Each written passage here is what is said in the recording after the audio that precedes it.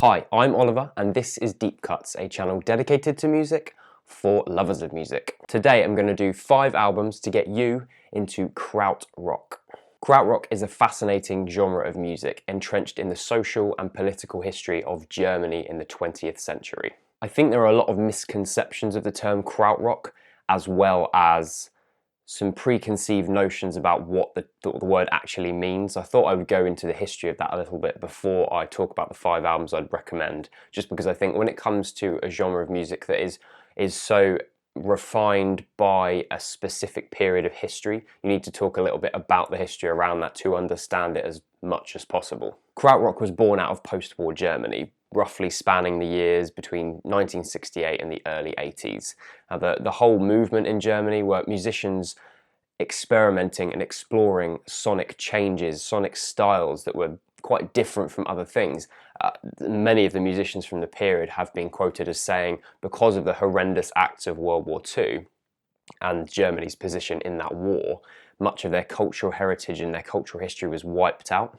And as such, they wanted to create something new, something fresh that might have a positive outlook on the future, perhaps. And that is in the case of some krautrock artists, but also critiquing the present as well to make sure the same mistakes aren't made again.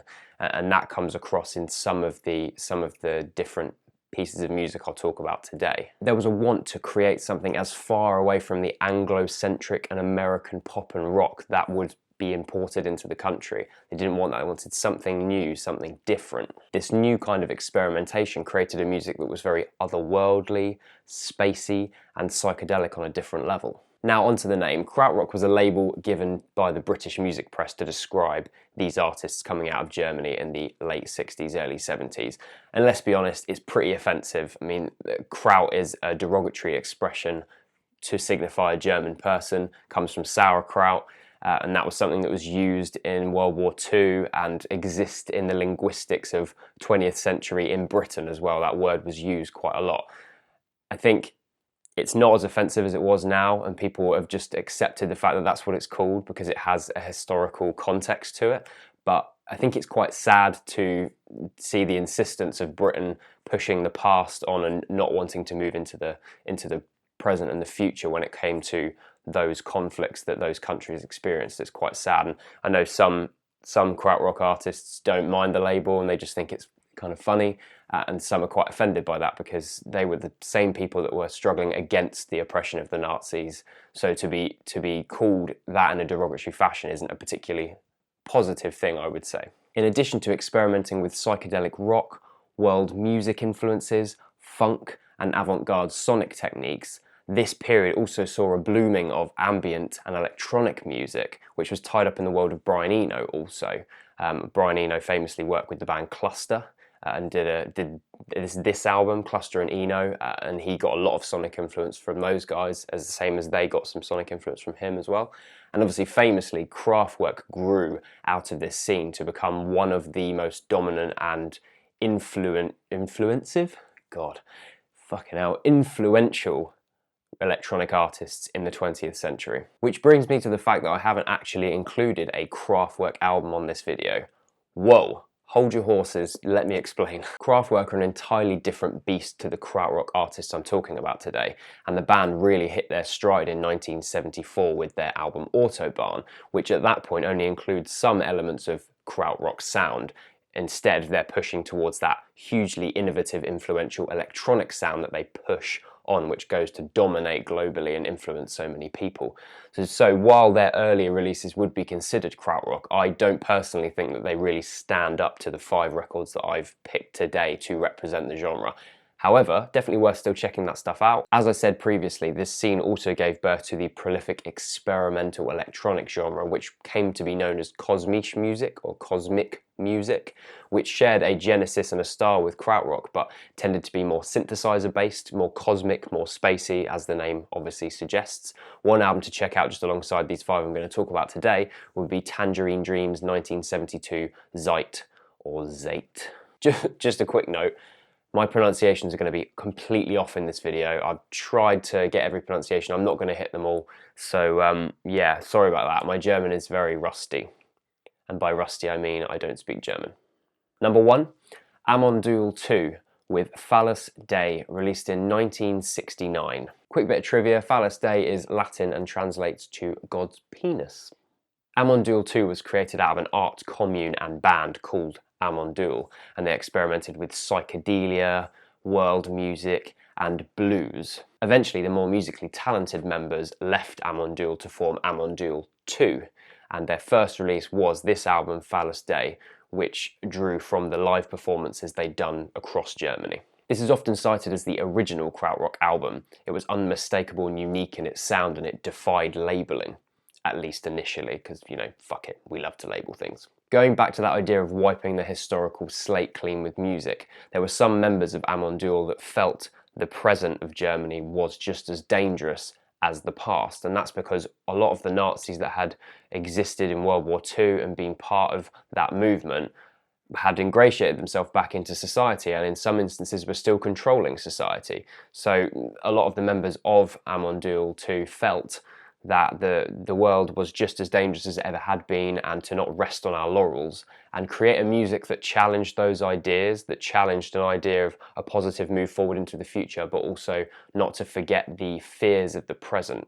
You can hear this throughout Phallus Day. At times it's dark and challenging, and at others it's playful and optimistic. The track Lucifer's Gilholm is unpredictable and erratic. I think in this track you can hear how some of the krautrock artists found favour in the British prog scene fans because they share a disposition of refusing to sit still in a track, constantly refining and honing ideas and developing tracks as they progress. The title track is nearly 21 minutes of twisted, gritty blues guitar, tribal drums, wayward violin, discordant keys, eerie vocals. All this is constantly shifting and changing as you listen to it. You can hear a looseness, like a jamming session aesthetic, yet every section flows quite organically, one into the other, and that does make sense when you consider the fact that a lot of these tracks were picked from a live setting where improvisation was a lot of what they did. One of the most difficult elements to get used to on this album are the vocals from Renaud Naup and Christian Thiele. They go from chanting to squealing to bizarre and eccentric affectations of vocal cords, and sometimes it just sounds ridiculous. Try not to let that put you off though, because this is an album full of dark, loose mood jams that are a clear precursor to the experimentation of German music that followed it. So it's an essential listen. Number 2, we have Can with Tago Mago, released in 1971. Can is a wholly different beast to Amon Duul 2. Whilst the musicians of Amon Duul 2 would use improvisation that inspired almost a freedom from convention and ignorance of generic conventions, Erwin Schmidt and Holger Zuke, that would become the musicians of Can, actually studied under the influential avant-garde composer Karl-Heinz Stockhausen. Here they had the opportunity to hone their classical techniques in addition to experimenting with new and unconventional forms and instrumentation. When it came to adding guitarist Michael Caroli and jazz drummer Jackie Lieberscheit, Can became this unbelievable melting pot of experimentation with avant-garde, experimentalism, rock, funk, and jazz. And their third record, double album Tago Mago, is widely considered to be the greatest synthesis of their sound, one of the most groundbreaking albums in the krautrock genre, and one of the greatest albums of all time. This thing is fucking unbelievable. The tracks on display here create a hypnotic journey of deep, repetitious grooves, wild, screaming blues guitar, and a swaggering, unmistakable vocal delivery from vocalist Damo Suzuki, who was at this point new to the band. Whilst doing my research for this video, I came across an article that suggested a lot of American and British bands of the 60s and 70s might have reached these heights of experimentalism if they hadn't been obsessed with radio play and 3-minute tracks. You know, these tracks are not supposed to be listened to on the radio. They're supposed to be trance-like in their energy. You listen to them and they are so very groove-centered that they grab something within you tight, and you cannot stop listening to it until the end of the track. And that's something that Can just so brilliantly do throughout this record. I mean, it's a double album, so it's a long thing to listen to, but it's so worth just putting the headphones on and starting at the beginning and allowing those grooves to carry you right to the finish. Opening track Paper House is a brilliant example of ebb and flow. The track begins with a really sultry, slow groove that builds up to this crazy psychedelic wig out, and it's all made most effective by Jackie's driving, repetitious drum rhythms, where he makes strangely effective use of cowbells and tom drums. Damo Suzuki's vocals help propel these moments. They add a lot to the instrumentation. They're wild like the instrumentation is. He's got a signature wailing sort of delivery that just needs to be listened to be understood. An undoubtable highlight is the 18-minute track Hallelujah, which is a vital and ever-changing piece of work, but somehow the bass line never changes throughout the entire track. It remains on the same root note throughout, which grounds the instrumentation of the rest of the instruments. Can's more avant-garde sensibilities begin to show through more on the second part of the double album, with tracks like Ormgan delivering a journey of plucked violin, deep, intense tribal drumming, ambient soundscapes, and even dogs barking. Yeah, even dogs. All in all, goddamn incredible. Go and listen. Number 3, we have Noi with Noi, released in 1972. Noi is a duo created by Klaus Dinger and Michael Rother, who have both previously written and recorded under Kraftwerk. This is a hugely influential album, not just in the German experimental scene, but worldwide. It just sounds like nothing else. I remember listening to one of Iggy Pop's Radio 6 shows once, and he was talking about the ability the repetitious rhythms have of creating a flow that makes you just reflect inward and be able to reflect on things and think, which is something that you tend to attribute to ambient music primarily, and you wouldn't expect that from the instrumentation of drums and guitar. One of the biggest influences born out of this album was the motoric beat, which you can hear in the opening track Hallo Gallo, one of the most famous krautrock songs of all time, and also the track Negative Land. Dinger's motoric beat is a simple, common time drum beat which has minimal interruptions or changes at all, just continues flowing forward. And the bass drum hits every beat that the snare doesn't hit, so you get the sound of the motoric beat is dum dum da dum dum dum da dum dum dum da dum dum dum da. I hope that's a good enough representation of a drum beat for you. Going back to opening track Hallo Gallo, this track is 10 minutes long and it has that driving motoric beat and a fresh bass line that allows these pedal guitar effects to flow in and out of the soundscape, creating that hazy, flowing atmosphere. Michael Rother has talked before about the influence of water on his music and how he can see the water flowing as a passage of time. And I think you can really hear that on a track like Hallo Gallo. That idea is really very well synthesized in that sonic landscape. Third track, Vicent C, translated as White Sea, is a cerebral, slow tempo track which has an unusual focus of crash cymbals throughout, which, when you get locked into the track, seems quite unusual. They add a vitality to the constant flow generated by that languorous beat and those languid guitar sounds that sound cone filtered. The music was a response to the consumerist society Dinger and Rother found themselves in, as much as it was a response to their krautrock contemporaries. They found an economic style that was just as experimental yet more minimalistic, more pulled back. Essentially that allowed them to synthesize a sound like no other. Fourth track, Im Glück, translated as Lucky, is such a gorgeous, mystical, atmospheric track with deep drones and textured guitar, and it's bookended with these beautiful field recordings of lapping water. Just amazing. Go and listen to it. Number 4, we have Cluster with Cluster 2, released in 1972. Cluster, originally with a K, now with a C, if that's relevant, was created in 1969 by Hans Joachim Rodelius, who was quite a bit older than the other krautrock artists on the scene at the time. Rodelius talks about how his music is based on living, the experiences we have in life, and much of his music is based on his early life experiences, which is quite dark when you think about the fact that he was subjugated to the Hitler Youth when he was younger. He was forced to be part of that twisted ideology, and I imagine that's probably had emotional and psychological consequences for him. Rodelius was eventually joined by Dieter Mebus, and together they essentially helped form ambient experimental electronica. Can you go away please, son? You're ruining my light. This is the moment where the conceived conventions of krautrock begin to blur. The albums that I've spoken about up to this point all include the requisite instrumentation of guitar, bass and drums, among other more experimental instrumentations. However, Cluster's approach is altogether completely different. This is the birth of the Cosmic music label that I mentioned earlier alongside Tangerine Dream. It's a throwing out of conventional form, of conventional song structure to create something cosmic, unearthly, altogether not tied down to Western music conventions. Rodelius and Moebius used tone generators, synthesizers, cello and electric guitar to create this haunting new vision of the future of music. And for me, personally, the best version of their work is Cluster 2. The opening track, Plas, succeeds in creating such a tension with its deep pulsating keyboard drones, rising and falling synth lines, and textured panned guitar tones. It succeeds in creating something with tension but also with a spirited, optimistic nature, as if suggesting that the future is potentially more optimistic and less dark than the present is. I don't think it would be over the top to call this music life-affirming, to be honest. You know, the very essence of that term, life-affirming, is music that can remind you of what life is or what it can be, and this music does that. The track Live in the Fabric is a 14-minute exploration of repetition, electronic textures and visionary atmosphere. Although this track is very electronic in nature, somehow it always has a foot in the organic.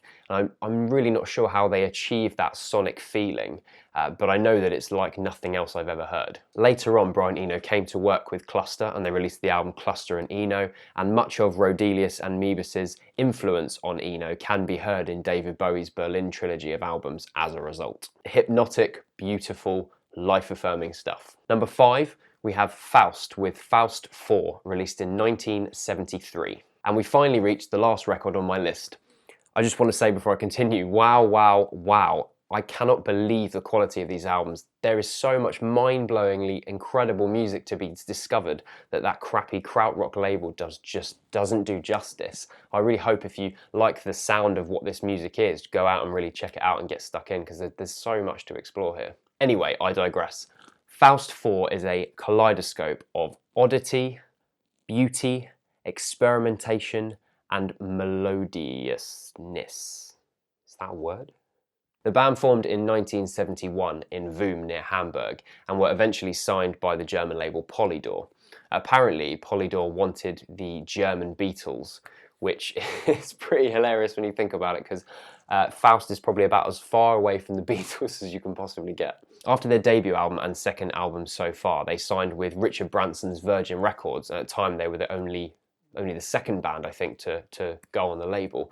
And then they subsequently alienated Branson and the label due to the fact that they refused to compromise on their vision for their music. These are guys that are still making music now, that have a workspace that includes things like cement mixers and brooms that help give them influence and give them sonic experimentation ideas. Hopefully that gives you an idea, or that illustrates the experimental levels they will go to create their music. The opening track of Faust IV is actually called Krautrock, which was a joke at the expense of the British music press, who had taken it upon themselves to label all of the music coming out of Germany. This track is a slab of psychedelia, utilising distortion and feedback, using pedalled effects, and using a tambourine as a rhythmic bass, before erupting into a drum beat not until the 7th minute of the track. The beat almost sounds like Motorik, except drummer Zappy Dermeyer replaces the snare on beat 2 and puts it on the off beat, which creates a slightly off-kilter rhythm that really suits the dour, almost melancholic atmosphere that you reach towards the end of the track. The next track, The Sad Skinhead, is a kitsch, skank guitar piece with unexpected glockenspiel hits and just an overall twee corny feeling that's so different to the previous track Krautrock. It actually reminds me of some of the twee sounds off of Genesis's Selling England by the Pound, which was released in the same year. There is such a variety of styles on this album. You have the ballad turned wall of noise of Jennifer, twisted funk dissipating into a maelstrom of electronic sampling and noise on Just a Second starts like that, and pared back synthetic ambience on Lauft hebt das es Lauf oder es kommt bald Lauft. Guaranteed I fucked that one up for sure. Just another cracking example of the brilliance coming out of Germany in the 60s and 70s. There's so much amazing music to go and listen to in this genre. Please go and enjoy it. And that's it. That's my 5 albums to get you into krautrock. This was a video suggested by one of you. I am going to get round to doing all of the videos eventually that you all suggest, so keep on suggesting them. If you see someone suggest the one you like, make sure you upvote the comment, because then that way it's going to be seen by more people and I'll see if I can get it done as quickly as I can. Thanks again for watching. Please comment below, tell me your favourite krautrock albums, which albums you would have switched round, how much you disagree with my opinion. I'm sure there'll be a few of you. That's it, thanks a lot, see you next week.